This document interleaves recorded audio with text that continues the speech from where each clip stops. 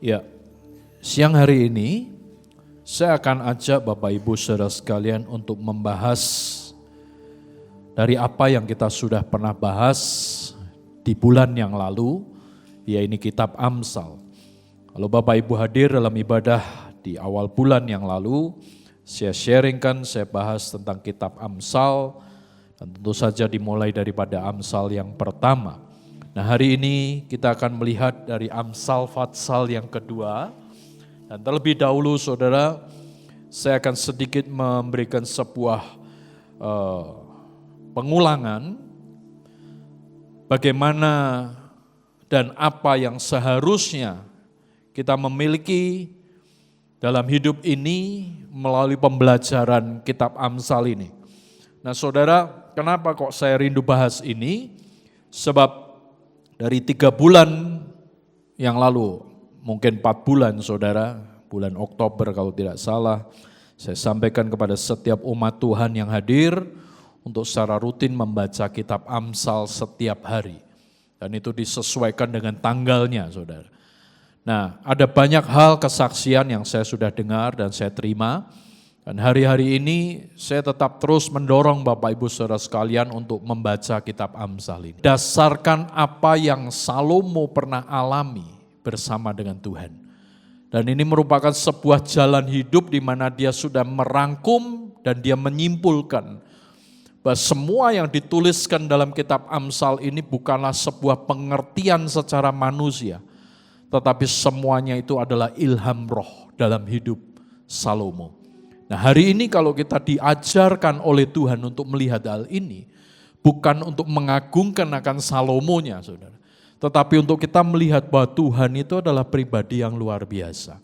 Maka saya selalu akan ulang dan saya tidak akan pernah bosan untuk menyampaikan bahwa tetap hal yang sama dan selalu saya doakan dalam setiap ibadah, hari Sabtu, hari Minggu, saya selalu berdoa Tuhan, setiap umat-Mu yang hadir hari ini, mereka ngalami akan hadirat-Mu dan mereka ngalami perjumpaan dengan Engkau.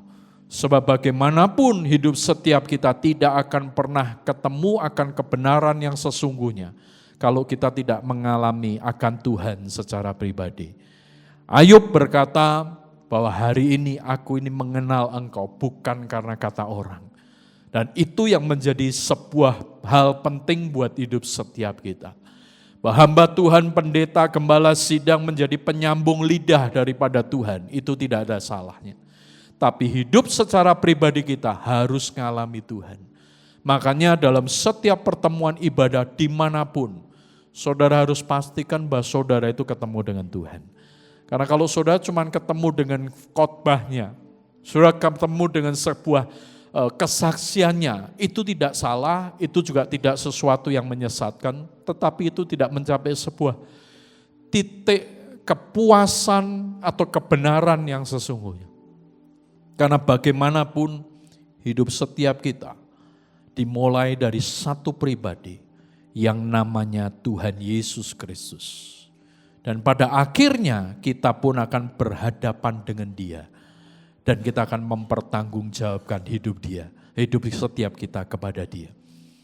Ketika nanti sudah berhadapan kepada Tuhan, sudah nggak akan pernah ditanya oleh Tuhan siapa yang mentoring kamu, siapa yang didik kamu, siapa yang ngarahin kamu. Terus kemudian seolah-olah nanti kalau kita jawab, oh si A, si B, Tuhan mencatat, oh si A nih kayaknya layak nih dapat poin karena sudah didik banyak orang. Enggak itu saudara. Karena hidup kita ini merupakan sebuah pendidikan yang secara pribadi dengan Tuhan. Dan Tuhan menilai person to person. Itu yang menjadi sebuah hal penting buat kita. Jadi dengan kata lain, kita melakukan hal apapun juga. Jangan pernah kita juga berpikir tentang jasa hidup kita yang kita sudah pernah lakukan. Sebab kita nggak akan pernah juga menghadap ke surga dan saya berkata, mungkin nanti saya berkata di hadapan Tuhan, oh ya Tuhan, saya sudah ngiring orang ini, ngarahkan ini untuk hidup benar, buktinya dia bertobat dan lain sebagainya. Tuhan tidak akan pedulikan itu, saudara. Sebab yang Tuhan akan lihat apakah hidup kita berubah sesuai dengan apa yang Dia mau. Apakah karakter kita berubah, atau sifat kita sesuai dengan apa yang Dia cerminkan di dalam hidup kita. Itu yang Dia cari dalam hidup kita. Bahwa ada tugas, ada amanat agung yang kita harus kerjakan, ya. Tapi kembali, hidup setiap kita one day akan berhadapan di hadapan Tuhan. Dan ketika engkau berhadapan dengan Tuhan, engkau gak bisa tengok kanan kiri, tanya depan belakang. Engkau gak punya kesempatan lagi untuk berkata, Tuhan tunggu ya, aku coba cari keluargaku dulu. Ya, aku mau ngobrol sebentar supaya aku bisa memberikan sebuah jawaban yang tepat di hadapanmu. Tidak bisa. Karena itu adalah waktu di mana Tuhan akan buka semua hidup setiap kita. Dia akan koreksi. Apakah kita layak untuk ada di hadapan Dia selama-lamanya. Atau kita dibuang. Nah, hikmat inilah yang kita perlu. Sebab kenapa kita perlu hikmat? Sebab hikmat itu sebenarnya adalah Tuhan sendiri. Dia yang memberikan hal-hal penting di dalam hidup kita. Yang seringkali kita nggak akan pernah bisa ngerti. Tapi kalau kita sudah jalani, kita akan baru tahu. Oh ternyata begini. Oh ternyata begitu. Namun sebelumnya mungkin kita nggak ngerti. Saudara. Tapi Tuhan itu adalah Tuhan. Dia ngerti seluruh hidup kita. Bahkan apapun yang akan terjadi sepanjang tahun ini, Dia tahu semuanya. Dan Dia siap lakukan yang terbaik buat hidup kita. Namun seringkali kita merasa mampu, kita merasa punya hikmat kekuatan kita sendiri. Jadi kita tidak lagi mengandalkan Tuhan, tidak lagi berharap kepada Tuhan. Melainkan kita mengambil setiap keputusan karena pemikiran dan logika kita. Nah lebih dahulu saudara, saya akan ajak saudara baca kitab Amsal Fatsal yang kedua. Saya akan bacakan, tidak banyak, dari ayat yang pertama sampai dengan ayat yang ke-22.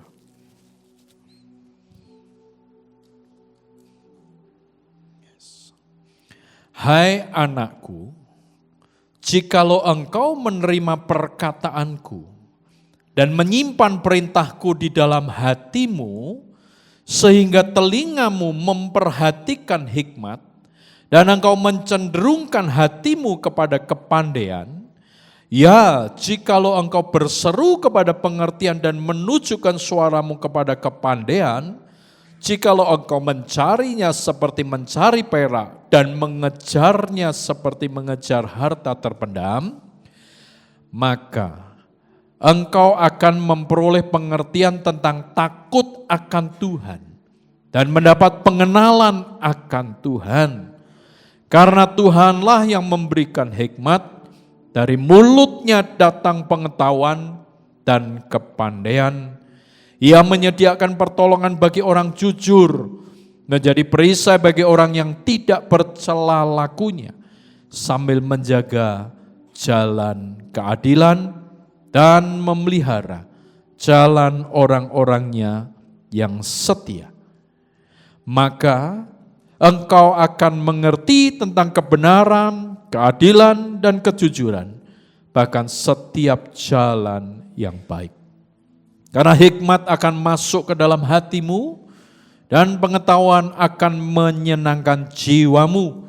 Kebijaksanaan akan memelihara engkau, kepandaian akan menjaga engkau, supaya engkau terlepas dari jalan yang jahat, dari orang yang mengucapkan tipu muslihat, dari mereka yang meninggalkan jalan yang lurus dan menempuh jalan yang gelap, yang bersukacita melakukan kejahatan, bersorak-sorai karena tipu muslihat yang jahat, yang berliku-liku jalannya dan yang sesat perilakunya, supaya engkau terlepas dari perempuan jalang, dari perempuan yang asing yang licin perkataannya, yang meninggalkan teman hidup masa mudanya dan melupakan perjanjian Allahnya. Sesungguhnya rumahnya hilang tenggelam ke dalam laut, jalannya menuju ke arwah-arwah. Segala orang yang datang kepadanya tidak balik kembali dan tidak mencapai jalan kehidupan. Sebab itu tempuhlah jalan orang baik dan peliharalah jalan orang-orang benar.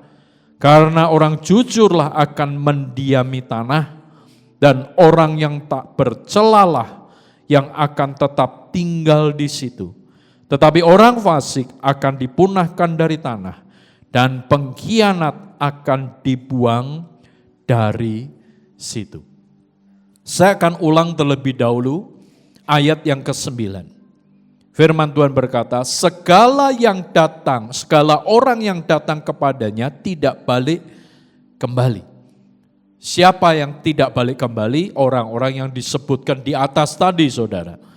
Yang sesat, yang tidak mencari jalan kebenaran, yang menempuh jalan gelap, dan lain sebagainya. Dan ini ayat yang penting. Di ayat yang ke-19, kalimat yang terakhir. Dan tidak mencapai jalan kehidupan. Jadi dengan kata lain, orang yang tidak hidup dalam hikmat Tuhan tidak akan pernah mempunyai jalan kehidupan. Melainkan yang dijalani adalah menuju sebuah kesesatan ataupun kebinasaan.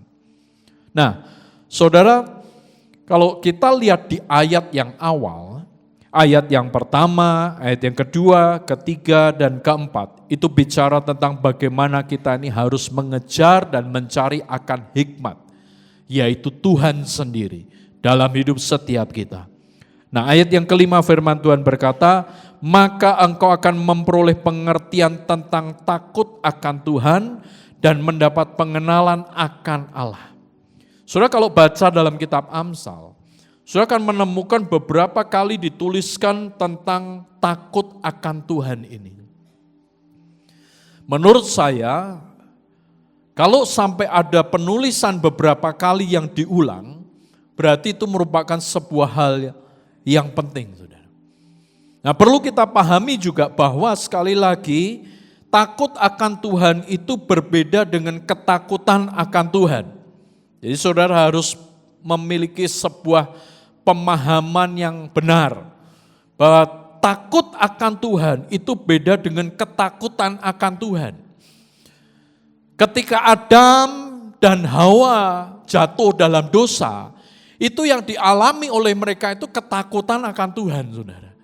Kenapa? Karena dia melanggar akan perjanjian. Tapi takut akan Tuhan itu bicara tentang penghormatan, bukan bicara tentang pelanggaran. Jadi saudara harus paham ini. Bahwa kalau kita diajar Tuhan, dididik Tuhan, dan diminta Tuhan untuk takut akan Dia, itu bukan menjalani hidup dengan sesuatu yang kok kayaknya enggak nikmat atau enggak nyaman, bukan. Tapi kita belajar hidup dalam penghormatan akan Tuhan. Kenapa kita perlu menghormati Dia? Karena bagaimanapun memang itulah naturalnya dari Tuhan. Hidup setiap kita ditetapkan untuk menghormati Dia. Jadi kita ini tidak bisa melakukan segala sesuatu dengan kekuatan kita kalau kita punya pemahaman yang benar akan hal ini. Sebab dari sejak kita mungkin bangun pagi, sampai kita mau tidur malam dan besok pagi bangun lagi, sebenarnya yang kita harus sadar penuh adalah bahwa semuanya itu harus dimulai dari pihak Tuhan. Supaya endingnya itu adalah sesuatu yang memuliakan akan Tuhan. Nah saudara, kita masih ngerti bahwa kita perlu yang namanya takut akan Tuhan ini supaya apa? Supaya kita bisa mengerti bahwa sekali lagi dalam setiap jalan hidup ini kita perlu jalan yang dituntun dan ditetapkan oleh Tuhan. Nah orang yang gak punya takut akan Tuhan, otomatis orang itu gak akan pernah punya hikmat yang dari Tuhan. Pasti, saudara. Masalahnya adalah begini, untuk takut akan Tuhan itu gak mudah. Seringkali harus dipaksa Tuhan untuk menjadi takut dan taat kepada Dia. Karena secara natural manusia kita ini free will-nya sangat kuat. Apalagi zaman sekarang, saudara. Maaf saudara, saya ini lihat saat ini, hari-hari ini, apalagi kalau sudah melihat orang-orang muda, anak-anak muda, maaf sekali. Saya bukan bermaksud mau minta dipuji, disanjung, enggak. Tapi bahasa semarangannya anak-anak muda sekarang ini kok unggah-ungguhnya enggak ada, saudara. Saya cuma berpikir gini lah ya, kalau secara natural manusia aja mereka itu berlaku demikian. Bagaimana mereka menghormati Tuhan gitu kan. Ada yang ngobrol dengan saya dan mereka berkata, oh ya kan sekarang masalahnya apa, gengsi lah atau apa. Saya bilang sebenarnya bukan gengsi atau gen apa. Ya gengsi ya iya saya bilang. Saya enggak urusan dengan gen-genan itulah. Tapi saya mau kembali kepada kebenaran firman Tuhan. Kalau yang secara normatif manusia aja kita tidak bisa melakukan hal yang benar, bagaimana kita di hadapan Tuhan? Akhirnya kita dengan Tuhan apa? Ya kurang ajar, saudara.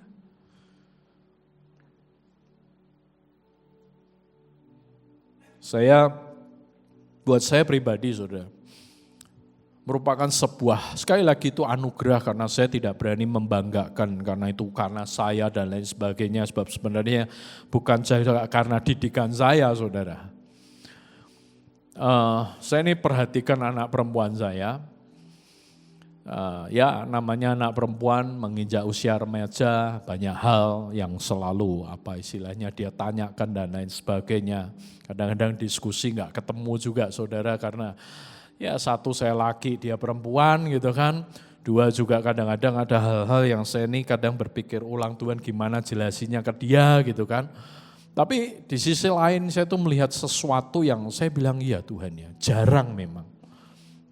Dan saya nggak pernah paksa itu. Tapi dalam beberapa kurun waktu terakhir, terutama kemarin ini waktu saya pergi Jakarta kurang lebih 5 hari, ada beberapa hal yang secara mendadak harus diurus. Saya perhatikan nih kok anak nih, ya menurut saya itu sesuatu yang positif yang saya berpikir juga saya nggak pernah didik dia, nggak pernah mengharuskan juga. Nah setiap kali dia menerima sesuatu, ya misalkan ke rumah makan ya, ke restoran, lagi pesen atau apa, itu nanti dia ngomong sama pelayannya. Dia bilang pesen ini itu dan lain sebagainya. Ini pelayannya nanya gimana mau seperti apa, ya pedes atau enggak, oh enggak gini. Dah selesai nanti udah giliran dia selalu dia bilang terima kasih ya Mbak. Nanti makanan datang dikirim, taruh meja dia bilang terima kasih. Naik taksi, ya kan, turun dari taksi langsung dia bilang Pak terima kasih. Saudara, buat saya melihat itu, saya bilang gini, harusnya itu menjadi sebuah habit buat hidup setiap kita. Saudara. Nah ada banyak orang ini yang, ya tadi saya nggak bilang bahwa itu sesat, itu salah, enggak. Kadang-kadang itu menjadi sesuatu yang kita ngomong terima kasih aja nggak bisa. Bagaimana kita mau ngomong terima kasih ke Tuhan, saudara? Iya kan? Kalau secara yang natural aja keseharian kita ini nggak bisa bersyukur. Gimana kita mau bersyukur kepada pribadi yang nggak pernah kelihatan dalam hidup kita? Nggak mungkin. Makanya saya bilang, maaf, kalau gereja cuma mengajarkan bagaimana hidup sukses, hidup berhasil, gimana kerjaanmu begini dan sebagainya. Sorry saudara, tanpa sadar itu akan menyesatkan hidup seseorang. Bukan masalah saya tidak suka dengan keberhasilan. Karena sampai hari ini saya selalu beritahu kepada siapapun.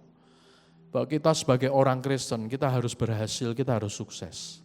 Kita harus diberkati oleh Tuhan. Tapi bukan itu poin pentingnya. Poin pentingnya adalah hidup kita ini cerminan Kristus. Nah kalau kita tidak pernah dibentuk, nggak pernah disempurnakan, bagaimana kita bisa mengenal akan Tuhan dengan benar? Yang kita cari hanya sesuatu yang cuma sementara. Makanya saya bilang, saudara, hati-hati dengan media sosial hari-hari ini.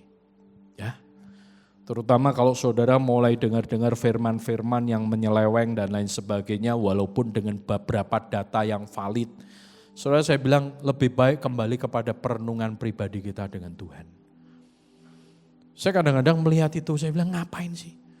Ribut soal perpuluhan, ribut soal bahasa roh, ribut soal main musik di gereja, nggak boleh kenceng-kenceng, kurang kusuk. Ngapain itu yang dibahas? Yang esensi nggak pernah dibahas. Yang membuat orang menentukan masuk surga atau enggak pernah dibahas. Yang dibahas yang begituan.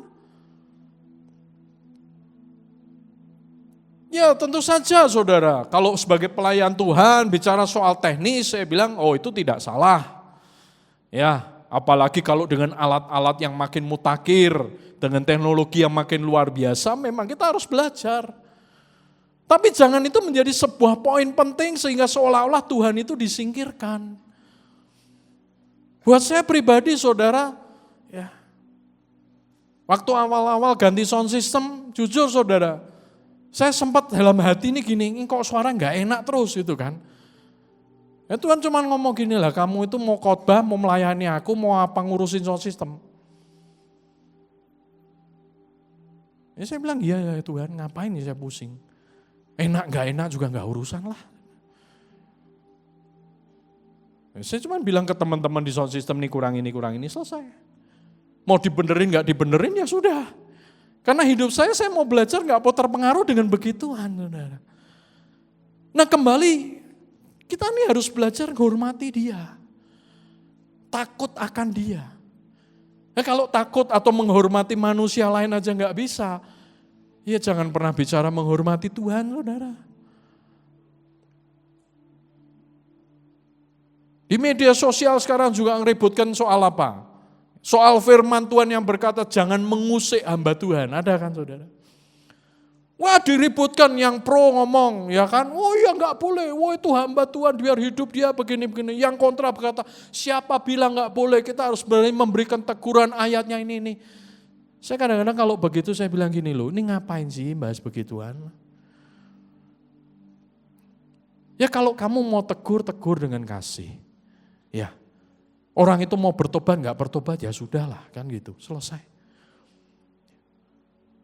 Nggak perlu kita ngomong, ya Pak, itu nggak mau ditegur Pak, itu kan kasihan jemaatnya, menyesatkan banyak orang. Loh, emang kita Tuhan? Kita lebih tahu dari Tuhan gitu. Tuhan kan tahu semuanya. Emang Tuhan terus ngomong gini, rak popo lah jemaatnya 7.000 hilang, rak popo lah. Nggak mungkin lah saudara. Karena buat Tuhan kasihnya itu jauh terlebih besar daripada sekedar pengertian kita. Sehingga dia tuh selalu punya cara buat setiap kita untuk mengenalkan dia. Mari kembali saudara. Menghormati Tuhan. Di mana Amsal berkata takut akan Tuhan itu penting. Dan yang berikutnya dikatakan mendapat pengenalan akan Tuhan. Orang kalau nggak pernah menghormati seseorang, orang itu nggak akan pernah kenal orang itu. Jangan pernah bilang, oh saya kenal si A, ya kan. Tapi kita nggak pernah menghormati dia, dalam arti kita nggak pernah punya hubungan yang baik. Kita nggak pernah punya komunikasi yang baik. Kita nggak pernah punya sebuah bukan kedekatan tetapi informasi-informasi yang detail aktual dari kehidupan dia. Kita nggak pernah lihat cara hidup dia, jangan pernah bilang kenal orang itu saudara. Apalagi kalau itu kan katanya begini, katanya begitu, lah itu kan katanya saudara. Jadi kalau kita nggak pernah bisa menghormati akan Tuhan, kita nggak akan pernah bisa kenal dia. Sebab pengenalan akan dia itu harus didahului dengan menghormati akan dia. Kenapa bisa demikian? Karena memang rule-nya begitu, aturannya begitu. Saudara nggak akan pernah bisa mengenal Pak Prabowo presiden kita hari ini kalau kita nggak pernah menghormati dia.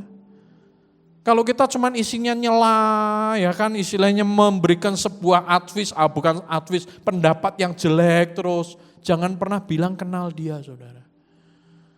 Karena yang kita lihat, yang kita dengar itu hanya sesuatu yang sekedar kita tahu di luar, tapi kita tidak pernah tahu yang di dalam yang sesungguhnya.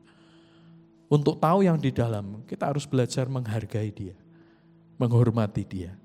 Baru kita akan tahu, oh maksudnya begini. Oh tujuannya ini. Makanya kan waktu dia ngomong soal makan bergizi, semua orang Indonesia mencibir dia, saudara. Ya walaupun tetap namanya politik itu ada, saudara. Tapi buat saya gini loh, sudahlah ngapain sih? Kita kok ngomongin yang begitu-begitu ngapain gitu kan. Kita nggak ngerti kok. Setulus-tulus hati dia seperti apa kita nggak tahu. Kita nggak bisa berkata, oh semua orang itu yang berpolitik rusak Pak. Nanti dulu saudara. Masalahnya apakah Tuhan itu tidak kurang kuasa untuk mengubahkan hidup seseorang dengan cara dia. Nah kembali saudara, untuk kita kenal, kita harus belajar hormat. Nah kenapa kita perlu kenal dia? Supaya dia Tuhan, yang juga adalah hikmat itu, bisa tinggal di dalam hidup setiap kita. Dan itu yang akan memerdekakan hidup setiap kita. Sebab kalau dia tidak pernah tinggal dalam hidup ini, percayalah, hidup ini berantakan. Berantakan.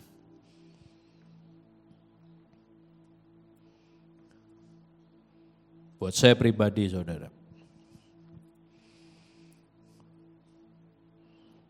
saya belajar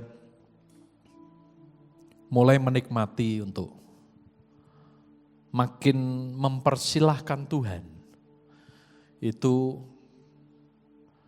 menguasai hidup saya. Kenapa saya katakan demikian? Karena di situ tuh saya bisa ngerti bahwa pengaturan demi pengaturan Tuhan itu luar biasa. Makanya saya bilang capek hidup ini kalau kita terus berusaha dengan kekuatan kita.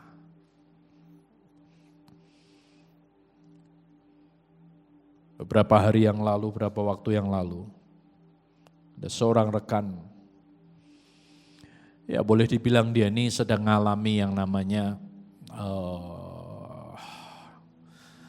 ya mungkin kalau secara umum orang bilang hidupnya lagi digosipkan, saudara.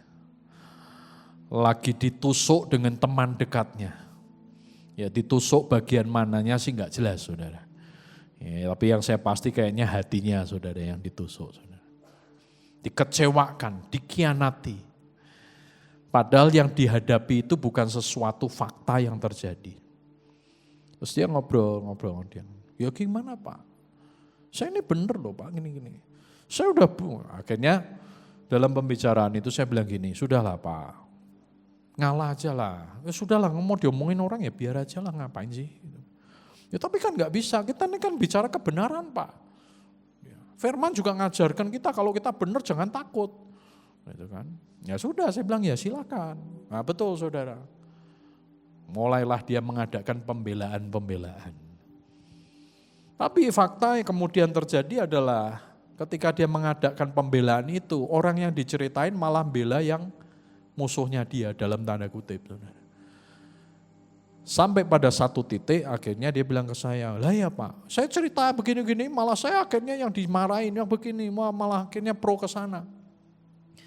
Saya cuma bilang gini, lah ya Pak, sudahlah, lebih baik tutup mulut, diam aja. Kalau memang benar, biarkan Tuhan yang menyatakan itu. Buat apa kita berusaha dengan kekuatan kita walaupun kita tahu kita benar.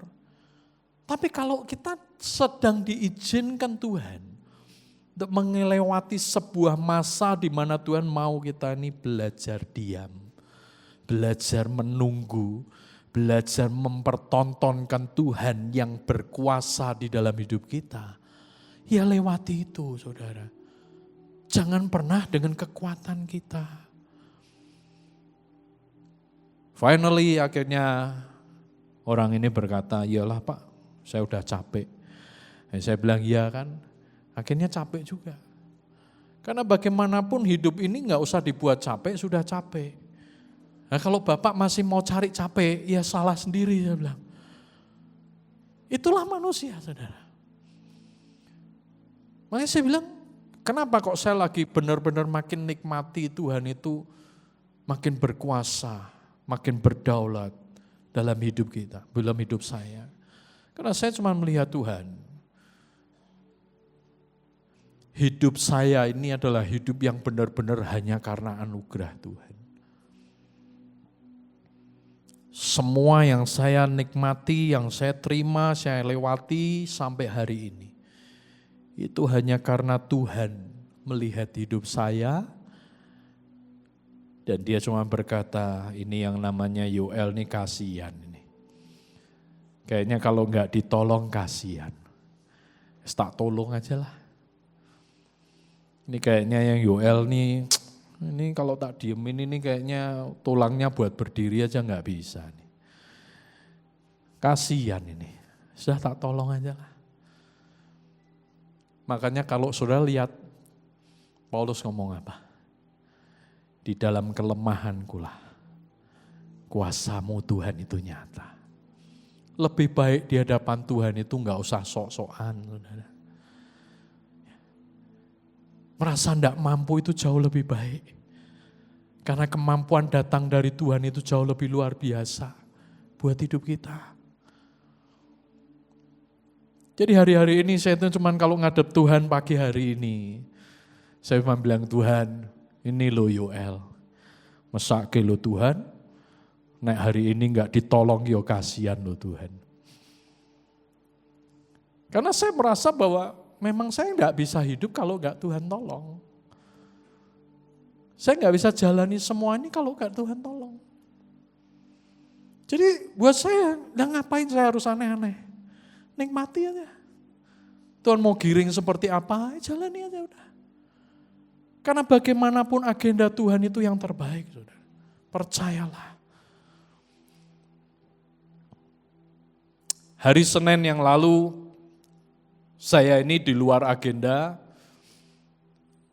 tiba-tiba saya pergi Jakarta, saudara. Jadi ceritanya hari Sabtu, istri saya malam itu bilang, aku hari Senin aku ke Bangka ya, soalnya ini ada jompo yang sakit parah harus diurusin.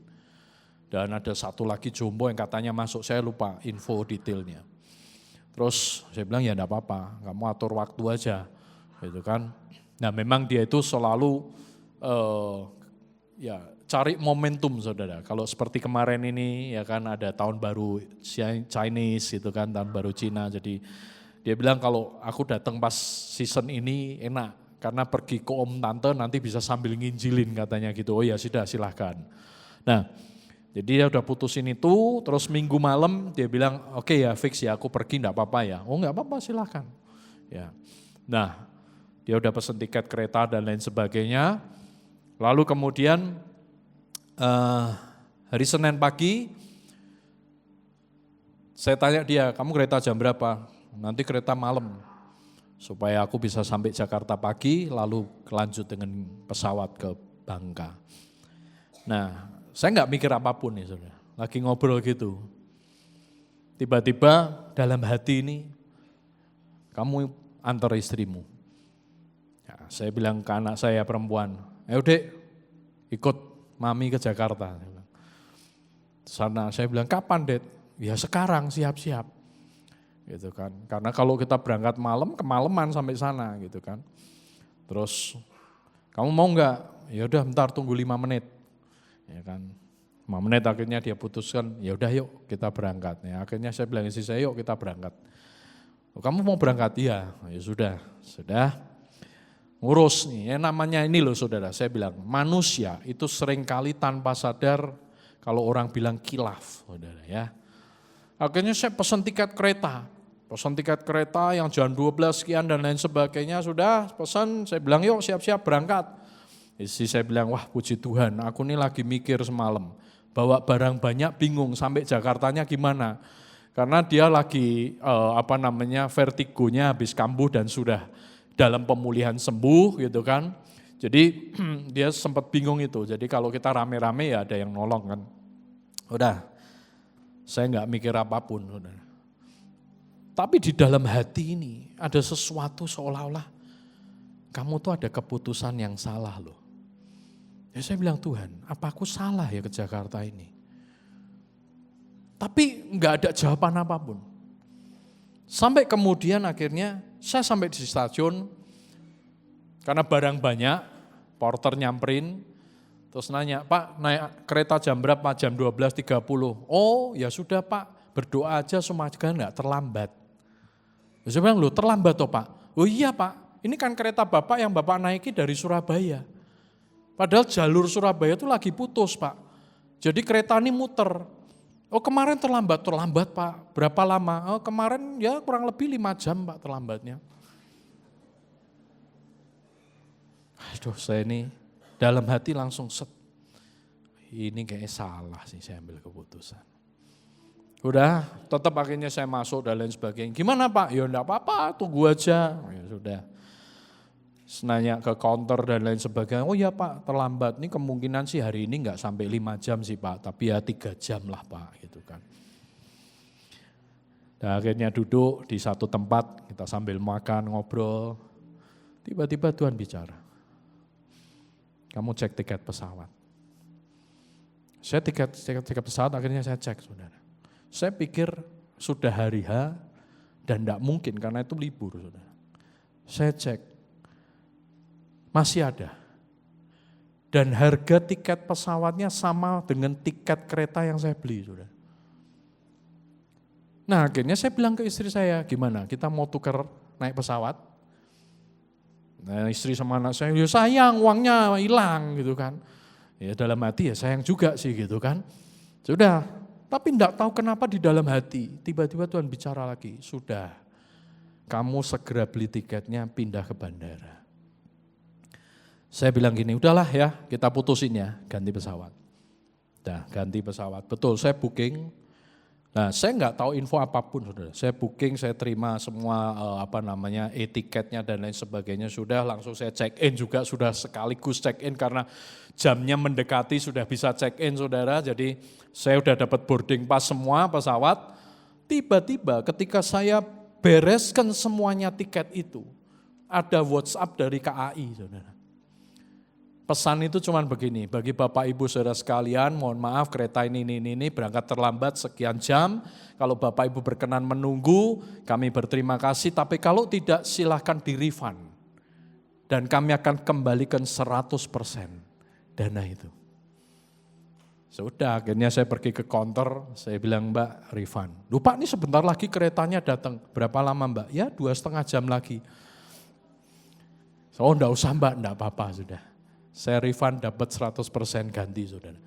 Jadi buat saya ketika saya ngalami itu saya bilang, Tuhan kalau bukan karena Engkau yang memberikan hikmat dalam hidup ini, seringkali keputusan ini salah. Saudara.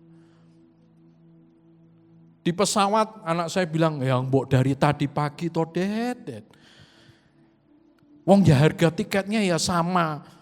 Harusnya kalau naik pesawat jam sekian tadi kan dari rumah nggak usah harus pagi-pagi. Aku masih bisa makan dulu lah, ini dulu nih, tadi kan kejar-kejaran dan lain sebagainya. Saya bilang, ya kalau tahu memang dari tadi dek, masalahnya nggak tahu. Cuman di dalam hati Tuhan juga kata, makanya belajar dalam setiap keputusan, kamu harus mendahulukan menghadap kepadaku untuk kamu tahu apa yang terbaik buat hidupmu. Tiba-tiba Tuhan beri pesan lagi, ingat kamu itu tidak bisa lakukan apapun kalau aku enggak tolong hidupmu. Kamu harus sadar hal itu. Hari ini saya enggak akan panjangkan firman Tuhan. Tapi saya berdoa buat siap saudara. Biarkan takut akan Tuhan dan pengenalan akan Tuhan itu ada dalam hidup kita. Sehingga tahun ini saudara dan saya makin membuktikan dunia boleh ngalami apapun. Tapi buat setiap kita yang sungguh-sungguh dengan Tuhan, Dia akan memberikan sebuah perisai, perlindungan buat hidup kita. Tujuannya bukan untuk kita sombong, tujuannya bukan untuk kita bangga dan merasa hebat. Tapi Dia melindungi kita supaya kita sampai kepada destiny yang Dia tetapkan atas hidup kita. Dan kita tidak berhenti di pertengahan perjalanan. Dan doa saya, Bapak Ibu saudara sekalian, makin sungguh-sungguh dengan Tuhan. Supaya kita benar-benar bukan karena kata orang, mengenal akan Tuhan, tapi karena kita mengalami akan Tuhan secara pribadi dengan Tuhan. Nah, besok hari Minggu saya akan bahas tentang bagaimana orang yang berhikmat itu memiliki sebuah jalan hidup. Mari tutup Alkitab saudara, kita akan bersyukur kepada Tuhan.